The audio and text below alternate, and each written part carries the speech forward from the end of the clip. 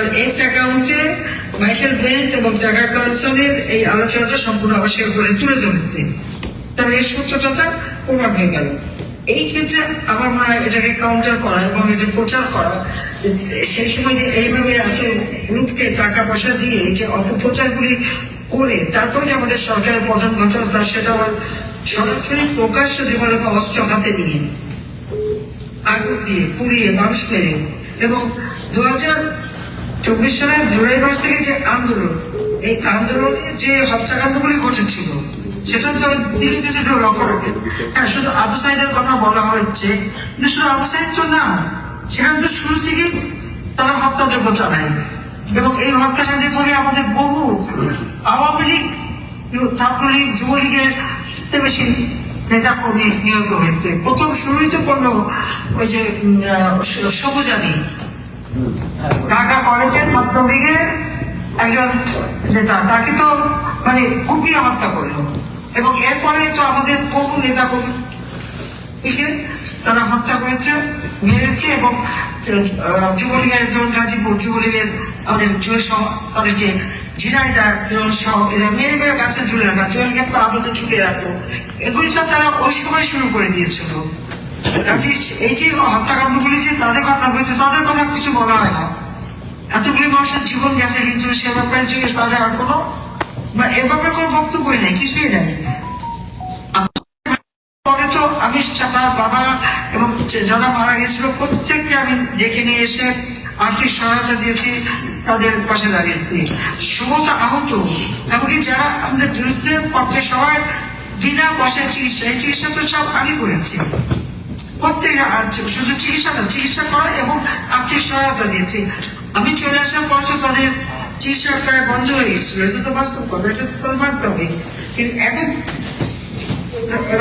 ওই একটাই যে আমরা হত্যা করেছি, তা আমি তো চ্যালেঞ্জ দিই যে ঠিক আছে, কতজনকে হত্যা করেছি, কত মানুষ হত্যা হয়েছিল, সেটা তারা দেখবো যে কতজন সে সময় নিহত হয়েছে, কত পুলিশ মারা গেছে। আজকে সব হত্যাকাণ্ডকে আর যারা ওরা গাড়ি ঘোড়া সব জ্বালিয়ে করেছে সরকার কাছে, তাদেরকে কিডন্যাপিং দিয়েছে, দায় মুক্তি। এদের বিরুদ্ধে মামলা করা যাবে না, এদের বিরুদ্ধে কেউ নালিশ করতে পারবে না। তার মানেটা কি? মানেটা এটাই দাঁড়াচ্ছে, এর মানেটা দাঁড়াচ্ছে যে যারা আপনজন হারিয়েছে তারা কোনোদিন ন্যায় বিচার পাবে না, তাদেরকে ন্যায় বিচার দেওয়া হবে না। এটা হলো বাস্তব কথা। এই জিনিসগুলো আমার মনে হয় বেশি করে তুলে দেওয়া দরকার, যে চ্যালেঞ্জ দেওয়া দরকার যে এই 1400 নাম দিই, জাতিসংঘকে নাম দিতে হবে, নাম, ঠিকানা এবং তারিখ দিতে হবে। আমাদের যতজন আমরা পাচ্ছি, আমরা সব তথ্য তো আমরা এখন পাচ্ছি না, যাদের পুড়িয়ে মেরে ফেলে দিচ্ছে, ওই পরিবারকে খুঁজে খুঁজে পরিবার মারিতে নাই, কোথায় কোথায় সেটা নিয়ে চলে গেছে, থাকার জায়গা নেই, ঘর বাড়ি সব লুটপাট, কারণ এটা তাদের কোনো কিছু রাখেনি। আর অর্থনীতি তো সম্পূর্ণ ধ্বংস করে দিয়েছে। এরকম এখন শুধু ট্যাক্স বাড়ানো, নিজে ট্যাক্স দেয় না, তার বিরুদ্ধে ট্যাক্সের ফাঁকি মামলা, 6,000 টাকা বেতনের কর্মচারী প্রায় 5,000 কোটি টাকা তো ফিক্সড ডিপোজিট বাংলাদেশে।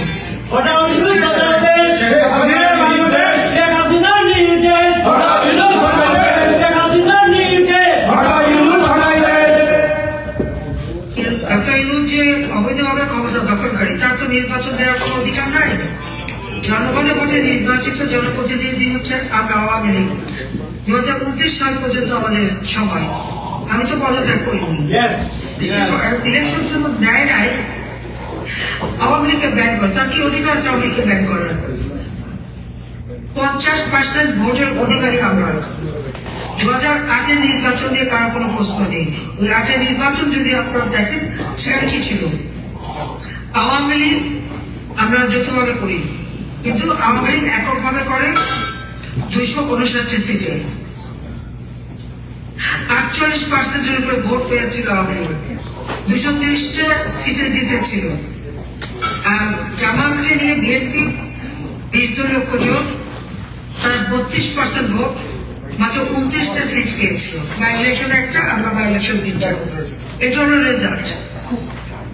আওয়ামী লীগের উপর মানুষের আস্থা বিশ্বাস যে এখন আছে, যেহেতু আওয়ামী লীগ ইলেকশনে গেলেই জিতে যাবে, এত বদনাম করে শেখ হাসিনাকে এত নাম দিয়ে পচালো, আওয়ামী লীগের সব নেতাকে চোর বানালো, ডাকাতি বানালো, খুনি বানালো, হত্যাকারী বানালো, তারপর মানুষ তো সেটা নেয়নি। এখনো ইলেকশন করলে আওয়ামী লীগ জিতবে। আমি মৃত্যুদণ্ড দিয়েছি, ইলেকশন করতে পারবো না, কিন্তু আওয়ামী লীগকে এত ইলেকশন করতে দিতে হবে। আমি ইউনুসকে চ্যালেঞ্জ দিই যে আমার একটা নেতা, একটা কর্মী, আমার গ্রামের একটা কর্মীর সাথে সে ইলেকশন করো, ইউনুসের জামানত বাজেয়াপ্ত হবে।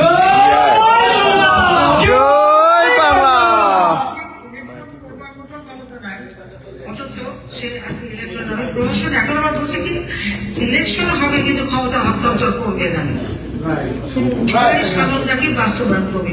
এটা কিভাবে করবে?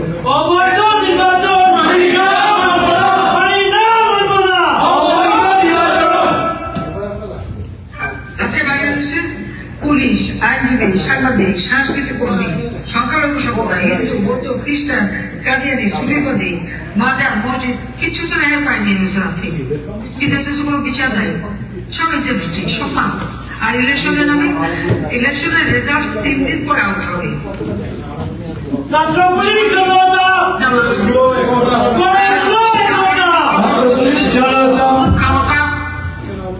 ক্ষমতা হস্তান্তর করবে না, তাহলে কি প্যারালাল গভর্নমেন্ট চলবে?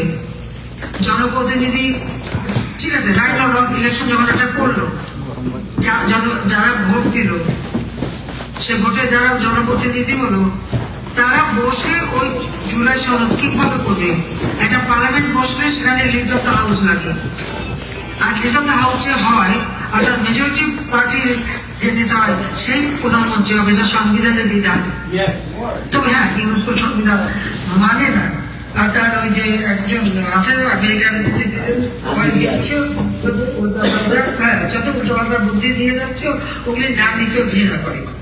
কাজে আজকে এই অবস্থায় এই ইলেকশনের রেজাল্ট সে দেবে না, এই ইলেকশনে তারা বসবে, জুলাই সনদ পাস করবে, তারপরে নাকি ইউনুস ক্ষমতা হস্তান্তর করবে। যে বাংলাদেশটাকে নিয়ে এই যে একটা খেলা খেলছে, এর মধ্যে সকলকে রুখে দেওয়া হবে। একটা প্রত্যেকটা দেশ চলে তাদের একটা গঠনতন্ত্র মেনে, একটা সংবিধান মেনে, শাসনতন্ত্র মেনে। আর ইউনুস ক্ষমতা দখল করেছে, শাসনতন্ত্র কিছুই মানেনি, কিন্তু দেশটাকে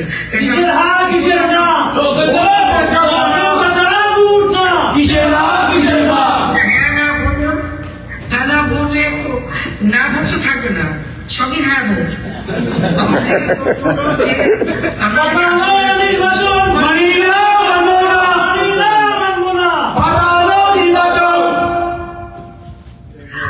আপনারা কি প্রশাসন ব্যবহার করে ইলেকশনে জিতে আসছে? আজকে ডক্টর ইউনূস কি করছে?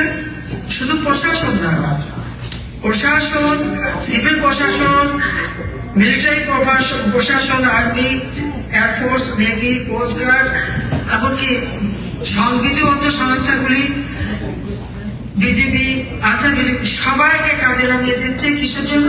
বিভিন্ন সংস্থা, যতগুলি সরকারি সংস্থা আছে সবাইকে নামিয়ে দিচ্ছে কি হ্যাঁ ভোটের জন্য প্রচার করতে, হ্যাঁ ভোট দিতে। এটা কি হচ্ছে? এটা কি জনগণের ভোট হচ্ছে?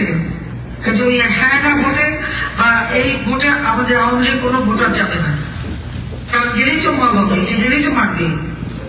কিন্তু একদিকে তারা আওয়ামী লীগের যে কজন হচ্ছে ভরাটয় থাকতে পারছে, ফ্যামিলি মেম্বার, তাদেরকে যে চাপ দিচ্ছে ভোট কেন্দ্রে দিতেই হবে। এটা কি জবরদস্তি নাকি? আর তাদের চোখের সামনে বসে ভোট দিতে হবে। চমৎকার। তাহলে আওয়ামী লীগের দোষটা কি ছিল? আওয়ামী লীগের ছোট এটা হয়নি তো? 2024-এর ইলেকশনে একটা অনিয়ম হয়েছে বলতে পারবে? বলছে দিনের ভোট কি রাতে হয়ে গেছে, আর এখন দিনের ভোট দিনেই চুরি করছে এবং আগাম চুরি হয়ে যাচ্ছে। এখানে কেউ ভোট দিতে যাবে না, এটা সব জায়গায় বলে দিতে হবে। আর এটা কোনো ইউনুসের কোনো বৈধতা নাই, সম্পূর্ণ অবৈধ। কাজে এই অবৈধ তার ইলেকশন বা আওয়ামী লীগ ব্যান করবার কোনো অধিকার তার নাই। আর যত হত্যাকাণ্ড তার বিচার করতে হবে। আপনাদের পক্ষ থেকে সাংবাদিকরা আপনারা আবেদন করেন যে তারা বাংলাদেশে যে দেখে আসুন, আপনার নিজের গ্রামের কথা বলে দিচ্ছে, সেখানে কিভাবে তারা জ্বালা প্রয়োগ করেছে সেটা আপনার দেশকে সামনে জনগণের কাছে তুলে ধরেন। এটাই আমি চাই। এবং ইউনুসের ক্ষমতা থাকার কোনো অধিকার নাই। একটা খুনি, দুর্নীতিবাজ চিন্তা করতে পারেন আওয়ামী লীগের সময় মাত্র 2 লক্ষ কোটি টাকার হচ্ছে ঋণ ছিল, আজকে সেই ঋণ 23 লক্ষ কোটি টাকা উন্নীত করে দিয়েছে। কি বড়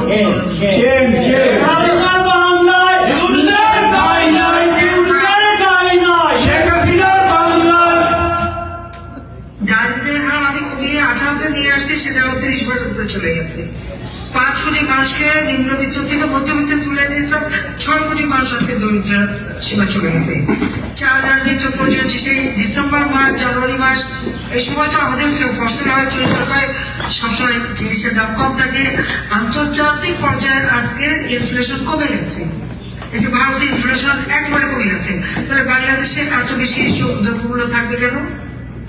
ইউনুসটা বলেছিল যে বাংলাদেশের মানুষ দুপুরে ইলিশ মাছ খাবে, রাত্রে খাসির মাংস খাবে। কি খাচ্ছে? নিজে খাচ্ছে। বাংলাদেশের মানুষের একবেলাও খাবার চলছে না এখন। বলেছিল ইউনুস ক্ষমতা আসার সাথে সাথে এই রোহিঙ্গারা তার নিজ দেশে যে ঈদ করবে, ইউনুসকে দেখে তো তারা ঈদ করছে, এখন বলছে রোহিঙ্গাদের পাসপোর্ট দেবে। তারা তো মিয়ানমারের সিটিজেন, মিয়ানমারের সিটিজেন এরা পাসপোর্ট দেয় কিভাবে? মানে বাংলাদেশটাকে নিয়ে চরম খেলা, এই খেলার হাত থেকে বাংলাদেশকে মুক্ত করতে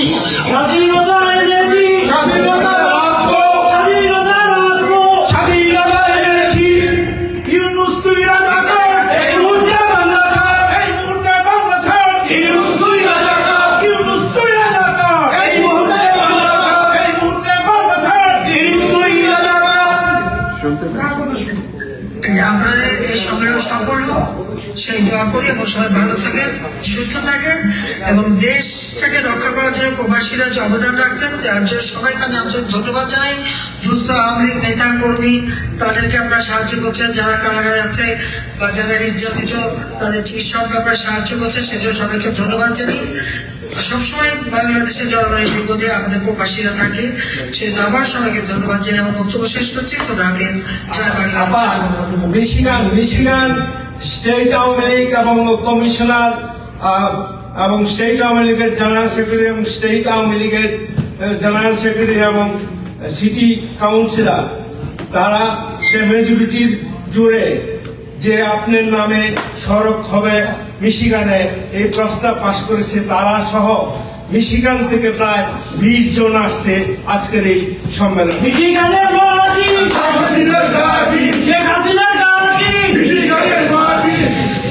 আপা আপনাকে অনেক অনেক ধন্যবাদ আপনার এই মূল্যবান ভাষণের জন্য, আপনাকে অনেক অনেক ধন্যবাদ, এবং আপনার জন্য আমরা দোয়া করি। এবং অন্যান্য স্টেট থেকে আসছে বলছি ওই ইউনুসের দুর্নীতি ট্যাক্স ফাঁকি আমার কাছে যে তথ্যগুলি আছে তার সমস্ত ফাইল কেটে এগুলি সব আমি পাঠাই দেবো তোমাদেরকে, আমাদের প্রত্যেক স্টেটে সবাইকে দিয়ে দেবা, ও চেহারাটা বসে গেছে তুলে দেবো ইনশাল্লাহ।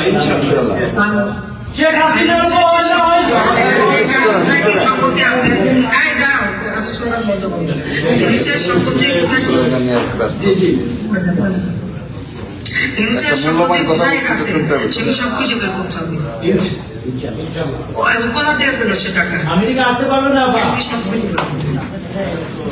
এগুলি তথ্য বের করে প্রত্যেকটা ছেলেটা প্রত্যেকটা কংগ্রেসম্যান সরকারের কাছে দিয়ে মিডিয়াতে দিয়ে এটা প্রচার করতে হবে। ও তো যদি টিকতে না পারে ভাগবে, ভেগে যাবে কোথায়? পাকিস্তান। আপা আমরা মূল ধারায় চেষ্টা করছি, আপা মূল ধারায় কাজ করছি আমরা।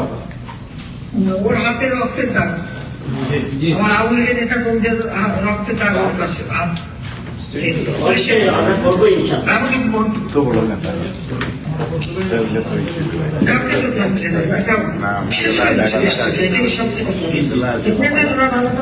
কাজ করো।